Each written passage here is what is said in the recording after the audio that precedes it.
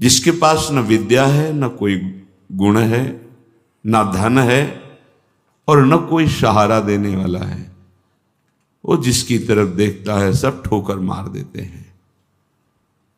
हर जगह धक्का, कोई सहारा देने वाला नहीं, उसके पास कुछ नहीं। कोई अगर उसकी तरफ से निकलना चाहो तो हटकर दूर खड़ा हो जाएगा, कहीं कुछ मांग न ले, कहीं कुछ कह न दे। ऐसा बहुत ध्यान से सुनोगे तो आनंद आ जाएगा। अब तुम्हारा सुधार होना प्रभु की जिम्मेवारी है, तुम्हारा अब कर्तव्य नहीं रह गया अपना सुधार करना। तभी तो आश्चर्य होता है कि कल तक तो ये ऐसा, आज ये ऐसा कैसे हो सकता है, कल हमने देखा ऐसा और आज ये कैसे ऐसा। अरे वो एक क्षण में, ये बहुत बढ़िया बात है। भगवान कृपा करे और हमें हर जगह से ठोकर मिले। ये बात विषयी पुरुष की समझ में नहीं आएगी। कोई हमें आदर न दे, कोई हमें अपना कहने वाला न हो, तो हमारा मन भाग पड़ेगा गोविंद की तरफ, क्योंकि ये बिना सहारा लिए चल नहीं सकता। हृदय का एक विषय है, वो किसी न किसी का सहारा लेके ही चलता है। किसी व्यसन का, किसी व्यक्ति का, किसी भोग का, किसी न किसी को देख लो आप हृदय से। बस इसके यही सहारे काटने हैं और पूर्ण ये सब सहारे एक जगह पूर्ण हो जाएं। भगवान का सहारा, लाडली जू का सहारा। जिसके पास न विद्या है, न कोई गुण है, न धन है और न कोई सहारा देने वाला है, वो जिसकी तरफ देखता है सब ठोकर मार देते हैं। सबने जिसको त्याग दिया है, अगर वो कहीं संत कृपा से भगवान की शरण में आ जाए, ऐसा प्रभु की शरण ले ले, प्रसिद्ध गुण माश्रित सुजना, भगवान उसमें जो सुजन महात्मा जन है, उनमें जो गुण होते हैं वो सब भर देते हैं उस शरणागत में। दिव्यता आ जाती है और विश्व विख्यात उसे कर देते हैं। ये भगवान का शरण्यम यम तेपि प्रसिद्ध गुणमाश्रित सुजना विमुक्तास्तम। जो बिल्कुल गुणहीन था, धनहीन था, विद्याहीन था, सब ठोकर मारते थे, कोई सहारा देने वाला नहीं था। ये सब इस मानो ये हमारे ही जीवन की बात कही जा रही है। हम सब अगर आप भ्रम से मान रहे हैं कि आप में कुछ है, अपने तो इस जीवन जो लिखा है वही जीवन था, कुछ नहीं, किसी योग्य नहीं। तो क्या कह रहे, जब भगवान की वो शरण में आया तो सारे वो गुण भर दिए भगवान ने जो एक दिव्य महात्मा में होते हैं। और क्या किया, उसे विश्व विख्यात कर दिया। और क्या किया, बोले विमुक्ताश्रम, जो जीवन मुक्त महापुरुषों की स्थिति, वो स्थिति प्रदान कर दी, किसी अन्य साधन से नहीं, एकमात्र शरणागति से। ऐसे हैं हमारे भगवान श्री कृष्ण। मैं प्रणाम करता हूं, वंदे यदुपति महम कृष्ण ममलम। निर्मल बना करके जीवन मुक्त परमहंसों की स्थिति प्रदान कर भगवान को देने में कोई दुर्लभ बात है क्या। शरणागति, हे मत भटको इधर उधर।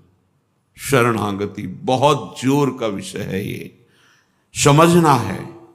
भगवान कहते हैं क्या करना है, क्या नहीं करना है, अब तुम्हारे ऊपर ये भार नहीं रहा। बहुत ध्यान से सुनोगे तो आनंद आ जाएगा। तुम्हें ये बात कोई समझाएगा भी तो नहीं समझ में आएगी कि अब तुम्हारा कल्याण नहीं होने वाला।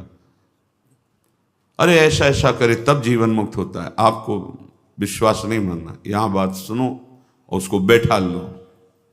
क्या करना है क्या नहीं करना है ये तुम्हारी जिम्मेवारी खत्म। अब वो क्या कराना है, कहां पहुंचाना है, ये जिम्मेवारी प्रभु की हो गई, क्योंकि आप शरणागत हैं। बिल्कुल बैठा लेना हृदय में, कभी डरना नहीं, कभी संशय मत करना। बहुत सुंदर मनन की हुई बात कह रहे हैं। स्वयं भगवान के शरणागत हो जाना संपूर्ण साधनों का फल है, सार है। बस शरणागति को समझना, आगे पूरे विवरण में आएगा, विस्तृत रूप से है कि क्या शरणागति का स्वरूप है। शरणागत हो जाना प्रभु के संपूर्ण साधनों का फल है, सार है।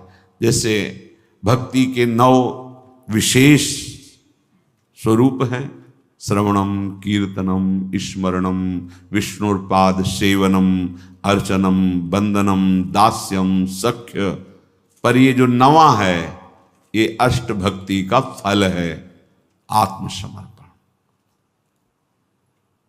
आत्मनिवेदनम, आत्मसमर्पण। अपने आप को प्रभु के हवाले कर देना, अंदर से, हृदय से। आप देखो ये ऐसा वो परिस्थिति पैदा कर देते हैं या ऐसा ज्ञान दे देते हैं, दोनों बातें उन। पूर्ण समर्पण तभी होता है जब अशरण हो जाता है, हर जगह धक्का, कोई सहारा देने वाला नहीं, उसके पास कुछ नहीं, कोई अगर उसकी तरफ से निकलना चाहो तो हट कर दूर खड़ा हो जाएगा, कहीं कुछ मांग न ले, कहीं कुछ कह न दे, ऐसा तिरस्कृत, उसे विश्ववंदनी बना देते भगवान। पक्का केवल शरणागति बहुत बड़ा स्वरूप है शरणागति का। ये संपूर्ण साधनों का सार है। शरणागत भक्त को अपने कल्याण के लिए कुछ भी करना शेष नहीं रहता। सुनते जाना। जैसे पतिव्रता शरीर श्रृंगार करती है पति के लिए, पूरे ग्रह की टहल करती है पति सुख के लिए, उसकी एक एक चेष्टा केवल अपने पति के लिए होती है। यहां तक कि वो पूरे कुटुंब का, वो पुत्र पुत्री सबका पालन पोषण केवल पति प्रसन्नता के लिए करती है। ठीक बस ऐसे ही शरणागत का स्वभाव बन जाता है। उसकी शरीर की सारी चेष्टाएं प्रभु को समर्पित, सारी इंद्रियों की चेष्टाएं प्रभु को वो शरणागत है। तभी सेवक जी महाराज कह रहे हैं, हरिवंश पतिव्रत है जिनके, सुख संपत्ति दंपति जो तिनके।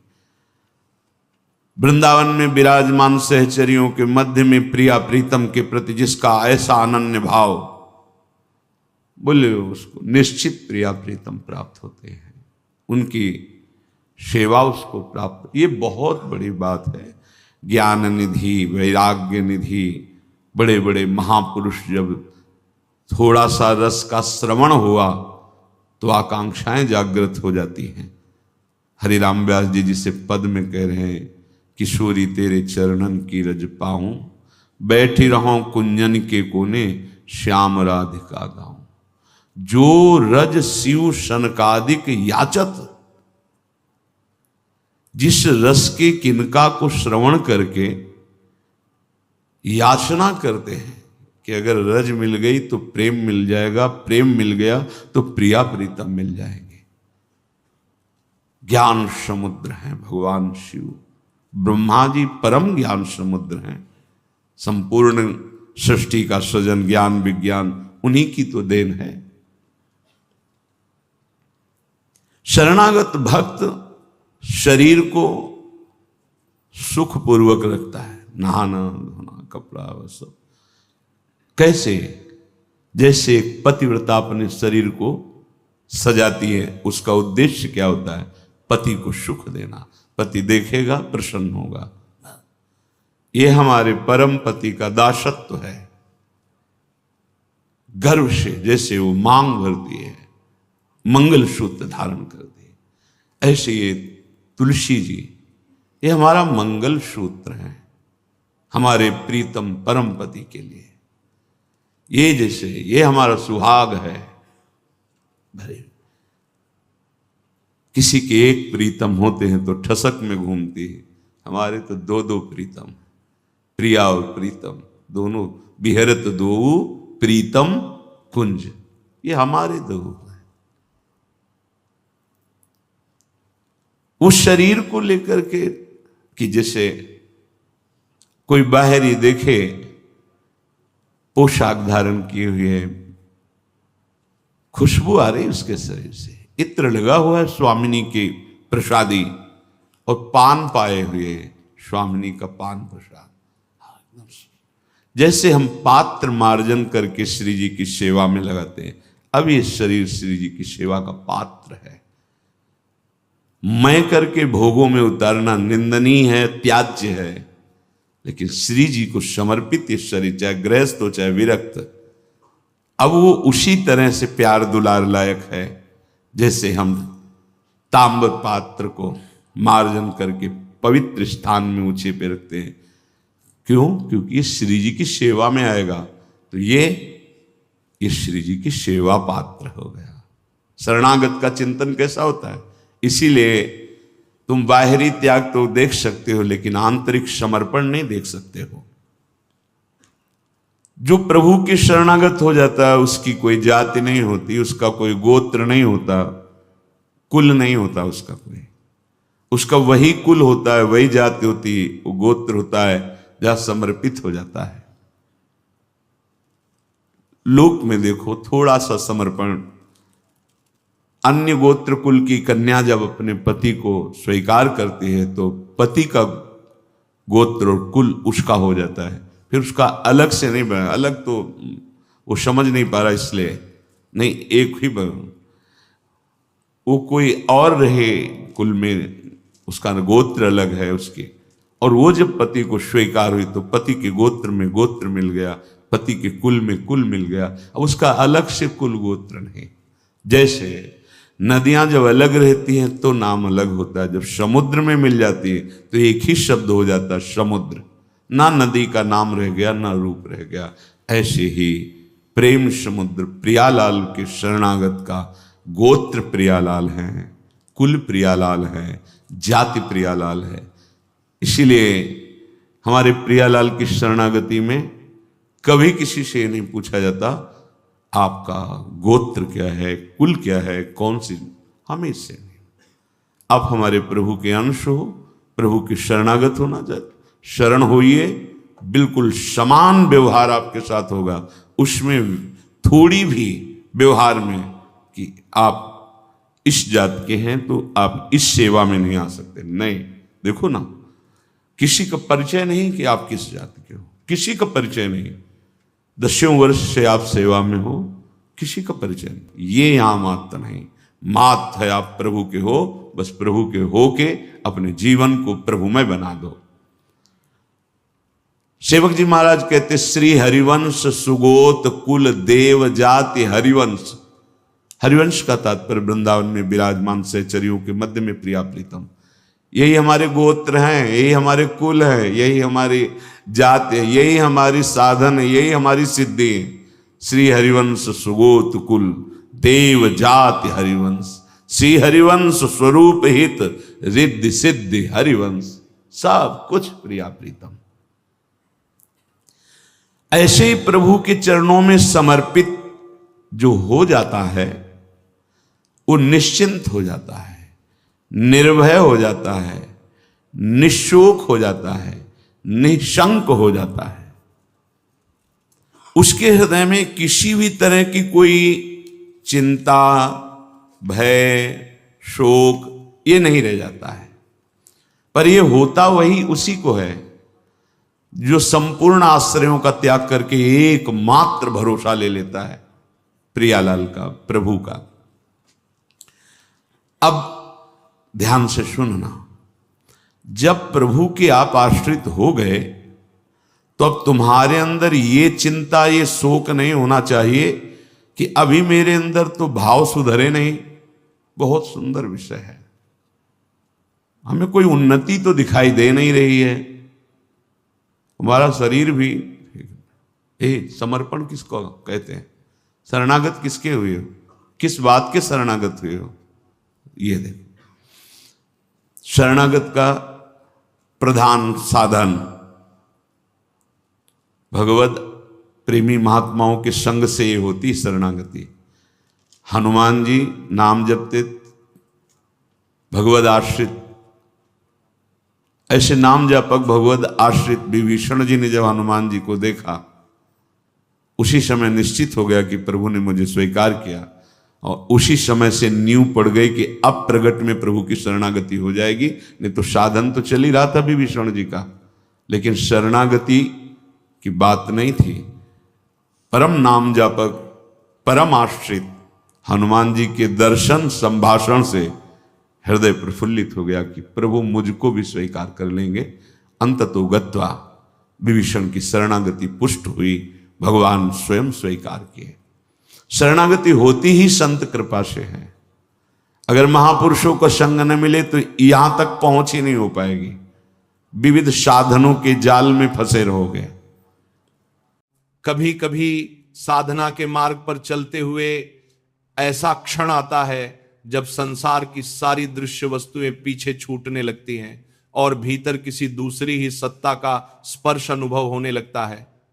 बाहर से देखने पर सब कुछ साधारण प्रतीत होता है, पर भीतर एक अदृश्य लोक खुल रहा होता है। गंगा जी के तट पर एक सोने से खंडहर में, जहां चारों ओर विरक्ति और एकांत का वातावरण था, अचानक ऐसी दिव्य सुगंध का अनुभव हुआ जो इस सृष्टि की किसी भी सुगंध जैसी नहीं थी। वो कोई सांसारिक गंध नहीं थी, उसमें ऐसा आकर्षण था कि चेतना भीतर तक खिंचती चली जाए, और फिर ऐसा प्रतीत हुआ जैसे गंगा की धारा से स्वयं कोई दिव्य पुरुष प्रकट हो रहे हो। वे धीरे धीरे निकट आते गए, और जैसे जैसे उनका समीप आना बढ़ता गया, वैसे वैसे शरीर की सारी चेष्टाएं रुकती चली गई। शरीर जड़ हो गया, पर चेतना पूर्ण जागृत थी। सब अनुभव हो रहा था, सब दिखाई दे रहा था, पर शरीर हिल नहीं पा रहा था। यह अवस्था साधारण नहीं होती। जब किसी महापुरुष का स्पर्श जीव के ऊपर पड़ता है तो भीतर की चंचलता थमने लगती है। मन, बुद्धि, इंद्रियां सब जैसे स्थिर होने लगते हैं। उन्होंने सिर को अपनी गोद में लिया, अत्यंत करुणा से सहलाया और एक मंत्र प्रदान किया। वह मंत्र केवल शब्द नहीं था, वह कृपा का संचार था। वह किसी साधारण लाभ के लिए नहीं था। जब कोई सिद्ध महापुरुष कुछ देता है तो वास्तव में उसी रूप में भगवान ही कृपा करते हैं। इसीलिए वो मंत्र आज भी जपा जाता है, क्योंकि उसमें केवल ध्वनि नहीं, अनुभव जुड़ा हुआ है। उसमें स्पर्श है, करुणा है, भगवत संयोग है। संतों का सान्निध्य खोजने से नहीं मिलता, वह कृपा से मिलता है। और कृपा उन्हीं पर सहज बरसती है जिनके भीतर अहंकार कम होने लगता है और जिनकी इंद्रियां भोगों की ओर भागना छोड़ने लगती हैं। साधना का रहस्य बाहर की बड़ी उपलब्धियों में नहीं है। रहस्य इन दो बातों में छिपा है कि मनुष्य अपने साधन का अभिमान न करे और इंद्रियों को शास्त्र विरुद्ध भोगों में न बहने दे। जैसे कोई स्वच्छ चादर किसी को धरोहर में दी जाए और उसे वैसी ही निर्मल लौटाना हो, वैसे ही यह शरीर भी परमात्मा की धरोहर है। इसे विषयों की मलिनता से भर देना साधना नहीं है, इसे निर्मल रखना ही वास्तविक तप है। जो वैराग्य के मार्ग पर आ गया, उसके जीवन में सबसे बड़ा सौभाग्य उतर चुका है। संसार इसे समझ नहीं पाता। लोग मानते हैं कि धन, पद, प्रतिष्ठा या सुविधा ही सौभाग्य है, पर वास्तव में वह जीव भाग्यशाली है जिसे भगवत पथ की ओर खिंचाव होने लगे।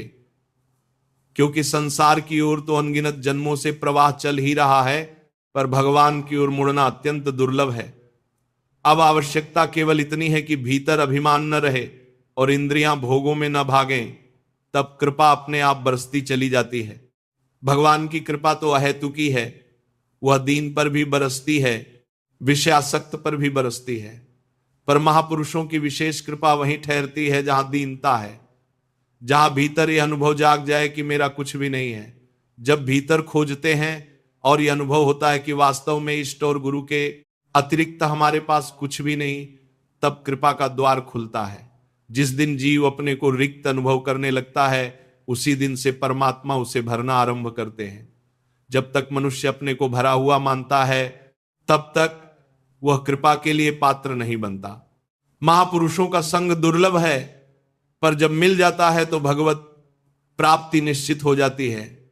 उनका केवल दर्शन, केवल स्पर्श, केवल श्रवण, यहां तक कि केवल संकल्प भी जीव के भीतर परिवर्तन ला देता है।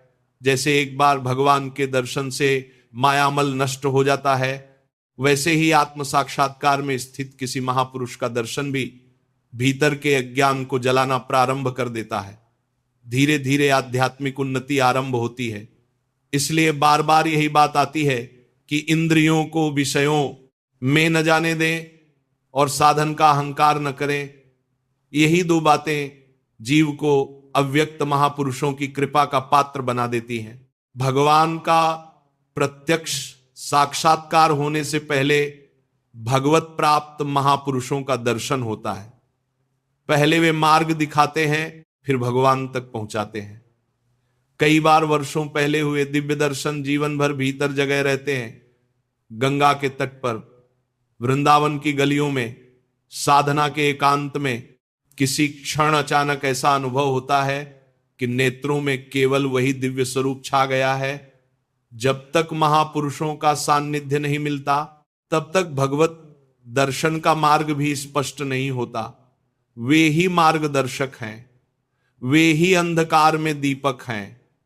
इसीलिए जीवन को सरल करना आवश्यक है। जितने से प्राणों का पालन हो जाए उतना भोजन, जितनी आवश्यकता हो उतनी ही नींद, और शेष समय भगवान के नाम में लगाना। यही वह स्थिति है जहां विशेष महापुरुषों का सान्निध्य मिलने लगता है। और यह संग इतना मधुर होता है कि कई संतों ने तो यहां तक कहा कि हमें वैकुंठ भी नहीं चाहिए यदि वहां सत्संग ना हो, क्योंकि इस मृत्यु लोक में भगवान की कथा है, नाम है, कीर्तन है, आंसू है, विरह है, प्रेम है। यहां भक्त एक दूसरे के साथ बैठकर प्रभु की चर्चा कर सकते हैं। इसलिए वे बार बार जन्म मांगते हैं ताकि बार बार नाम गा सकें, कथा सुन सकें, प्रभु में रमण कर सकें। सत्पुरुष दीन वत्सल होते हैं। वे केवल योग्य लोगों को नहीं अपनाते, वे उन लोगों को भी उठा लेते हैं जो संसार में असहाय हैं। केवल श्रद्धा से यदि कोई भगवत चर्चा सुन ले तो उसका मंगल हो सकता है, पर श्रद्धा का अर्थ केवल कानों से सुनना नहीं है। श्रद्धा का अर्थ है जो सुना उसे जीवन में उतार लेना, वही वास्तविक श्रवण है। केवल शब्द सुन लेना श्रद्धा नहीं है। जब सुनकर जीवन बदलने लगे तब समझो श्रद्धा आई है। और ऐसा श्रवण एक बार भी हो जाए तो जीव का कल्याण आरंभ हो जाता है। भगवान की आराधना केवल मुक्ति के लिए नहीं होती। कभी कभी भक्त केवल इतना चाहता है कि प्रभु उसके अपने बन जाए। जैसे वसुदेव जी की भावना थी कि भगवान पुत्र रूप में मिले। मुक्ति तो उनके चरणों की धूल है। वास्तविक प्रेम तो भगवान को अपना मानने में है, पर उसके लिए द्वंद्वों से मुक्त होना पड़ेगा। जब तक मन, मान, अपमान, निंदा, स्तुति, लाभ, हानि, सुख दुख में पिसता रहेगा, तब तक प्रेम का अनुभव नहीं हो सकता। ज्ञानी की जो स्थिति कही गई वही प्रेमी की भी स्थिति है। जहां भीतर समता आ जाती है वहीं प्रेम उतरता है। इच्छाएं ही बंधन है। मनुष्य सोचता है कि बाहरी परिस्थितियां उसे बांध रही हैं, पर वास्तव में उसे उसकी कामनाएं बांध रही हैं। इच्छा का नाश ही मोक्ष है।